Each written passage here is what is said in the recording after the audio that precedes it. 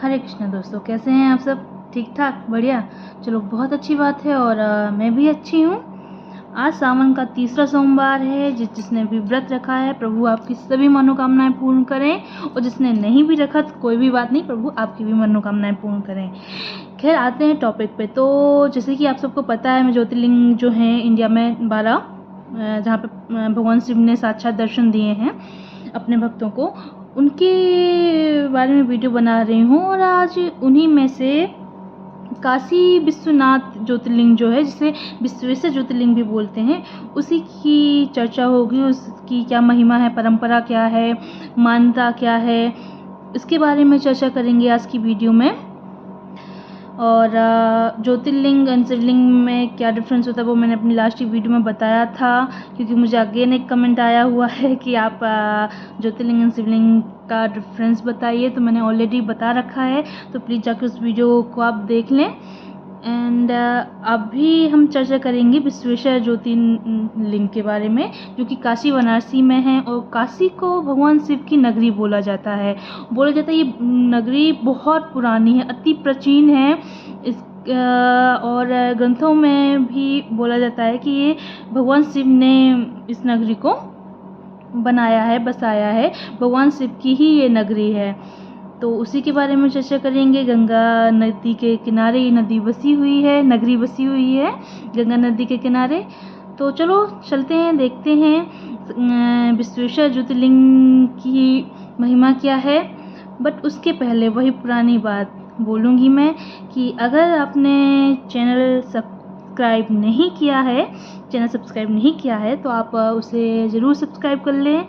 Video like comment share कर देना। दी हुई इन्फॉर्मेशन अच्छी लगती हो तो आप बताइए, और क्या डिटेल बता सकती हूँ वो भी आप बताइए कमेंट में।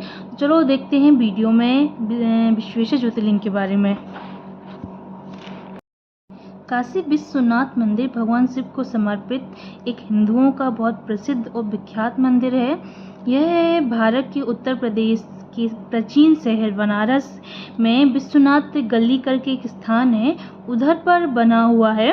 और ये जो स्थान है, यानी कि बोलेंगे काशी वाराणसी, ये गंगा नदी के तट पर स्थित है, अपना काशी वाराणसी, ठीक है। और गंगा नदी के तट पर ही आप पश्चिम की दिशा की साइड जाओगे तो उस दिशा में विश्वनाथ ज्योतिर्लिंग विद्यमान है।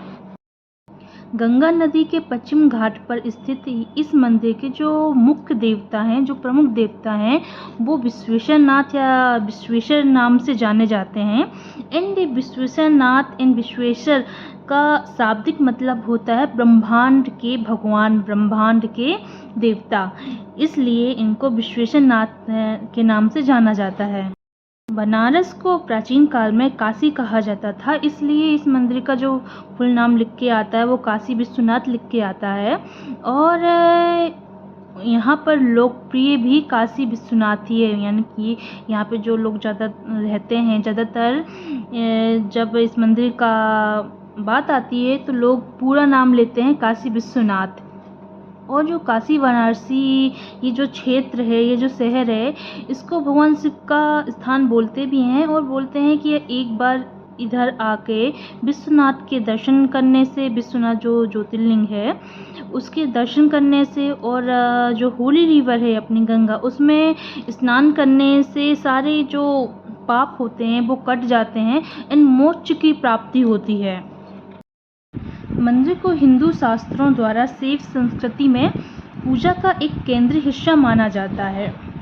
इस मंदिर के दर्शन के लिए आदि शंकराचार्य, संत एकनाथ, गोस्वामी तुलसीदास सभी का आगमन हुआ है। यहीं पर संत एकनाथ जी ने वरकरी संप्रदाय का महान ग्रंथ श्री एकनाथी भागवत लिखकर पूरा किया, और काशी नरेश तथा विद्वानों द्वारा उस ग्रंथ की हाथी पर धूमधाम से शोभा यात्रा निकाली गई थी।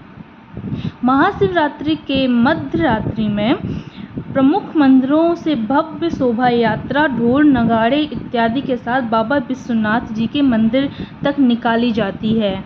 काशी वाराणसी में ये सब होता है महाशिवरात्रि के दिन। अगर बात करें हम हिस्ट्री के बारे में कि विश्वनाथ मंदिर की हिस्ट्री क्या रही है, तो हिस्ट्री में ये निकल कर आता है कि इस मंदिर को कई बार मुस्लिम शासकों द्वारा तोड़ा गया है, क्षति पहुंचाई गई है। उन्हीं मुस्लिम शासकों में से सबसे अंतिम जो शासक रहे हैं मुस्लिम शासक, जिसने अगेन इस मंदिर को क्षति पहुंचाई थी, वो थे औरंगजेब। बोला जाता है कि औरंगजेब ने इस मंदिर को तुड़वा कर वहाँ पर ज्ञानवापी मस्जिद का निर्माण करा दिया था।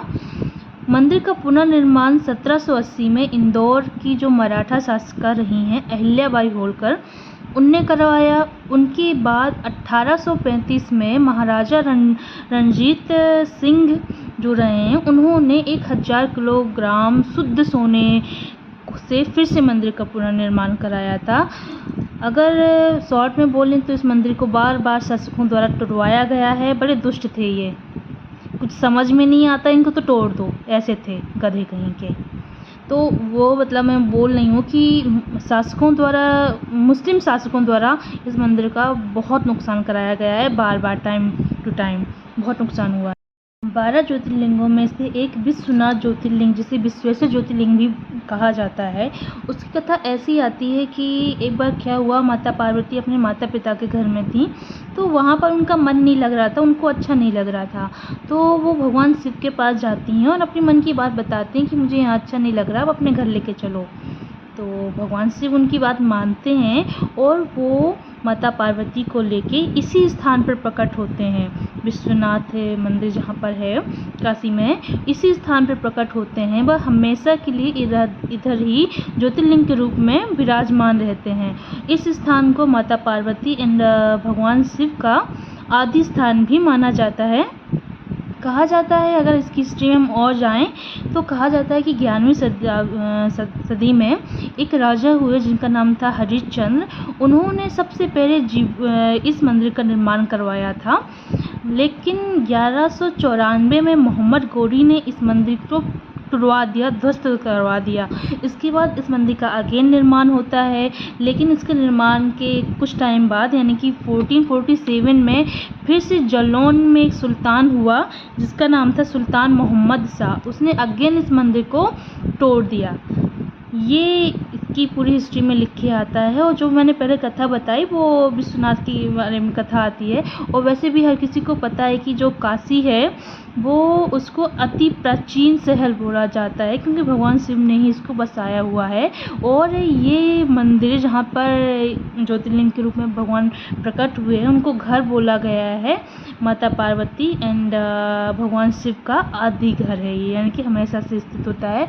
मंदिर के लिए ये भी कहा जाता है, इस स्थान के लिए, काशी वाराणसी के लिए, कि जब प्रलय आती है, जब सब कुछ जलमग्न हो जाता है, सब कुछ डूब जाता है, कुछ नहीं बचता, तब भी यह शहर बचता है, क्योंकि भगवान शिव इस शहर को अपने त्रिशूल में उठाते हैं।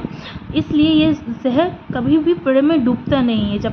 जब कुछ भी नहीं होता, जब प्रलय में कुछ नहीं होता, पानी होता है, जलमग्न होता है सब कुछ, तब भी यह शहर होता है।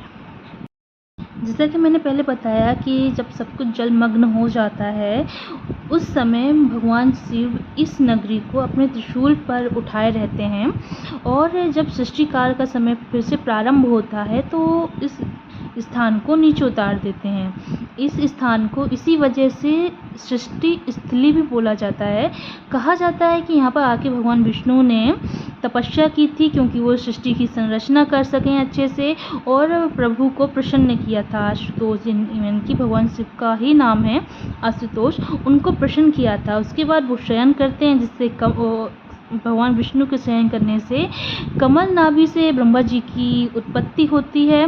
ब्रह्मा जी प्रकट होते हैं और फिर पूरी सृष्टि की संरचना होती है। नगरी काशी, जिसकी सबसे बड़ी विशेषता तो यही है कि भगवान शिव ने इस नगरी को बसाया हुआ है। एंड सावन में तो उसका महत्व और बढ़ जाता है, क्योंकि दूर दूर से लोग कांवड़ लेके यहाँ पर विश्वनाथ के दर्शन करने के लिए आते हैं। यहाँ पर एक और परंपरा है जिसके बारे में बताते सर्वप्रथम काशी में यदुवंशी चंद्रवंशी गोप सेवा समिति के लोग यहाँ पर बाबा का यानी विश्वनाथ ज्योतिर्लिंग का सबसे पहले जलाभिषेक करते हैं। ये परंपरा 90 साल पुरानी है। एंड इस समिति के जो अध्यक्ष हैं लाल यादव, उनका ये कहना है कि 90 साल पहले यानी कि 1932 में जब यहाँ पर अकाल पड़ा हुआ था, बारिश नहीं हुई थी, तो इन्हीं यदुवंशी व चंद्रवंशी ने भगवान शिव की पूजा अर्चना की थी। उसके बाद 3 दिन तक कंटिन्यू बारिश हुई, तो तब से ये परंपरा चली आ रही है कि सबसे पहले भगवान शिव का विश्वनाथ ज्योतिर्लिंग में जो जलाभिषेक करते हैं वो यदुवंशी चंद्रवंशी गोप सेवा समिति के अध्यक्ष होते हैं। उसके बाद सभी लोगों के लिए ओपन होता है। मोक्षदायिनी काशी की महिमा ऐसी है, यानी कि यहाँ के लिए ये कहा जाता है कि यदि कोई यहाँ पर प्राण त्यागता है, किसी की मृत्यु अगर यहाँ पर होती है, तो भगवान शिव स्वयं उसके कान पर तारक मंत्र का उपदेश देते हैं। मत्स्य पुराण में भी ऐसा वर्णन आता है कि यदि कोई इंसान ऐसा है जिसने न तो जप किया है, न तो ध्यान किया है, न ही किसी तरीके से पुण्य कर्म किए हैं, न ही किसी धार्मिक कार्यों से जुड़ा हुआ है, ऐसे इंसान के लिए एकमात्र काशीपुरी ही ऐसा स्थान है जो गति दे सकता है, जो उसको मतलब मोक्ष की ओर ले जा सकता है। काशी एक ऐसा स्थान है ऐसे लोगों के लिए जो ना तो पुण्य करते हैं, ना किसी तरीके से धार्मिक कार्य करते हैं। और आज की वीडियो के लिए तो इतना ही रखते हैं। उम्मीद करती हूँ कि आपको वीडियो पसंद आई होगी। खैर अभी तो मैं जा रही हूँ। वीडियो पसंद आए तो लाइक शेयर कमेंट कर देना, चैनल सब्सक्राइब कर देना। अभी जा रही हूँ मैं। जय श्री कृष्णा।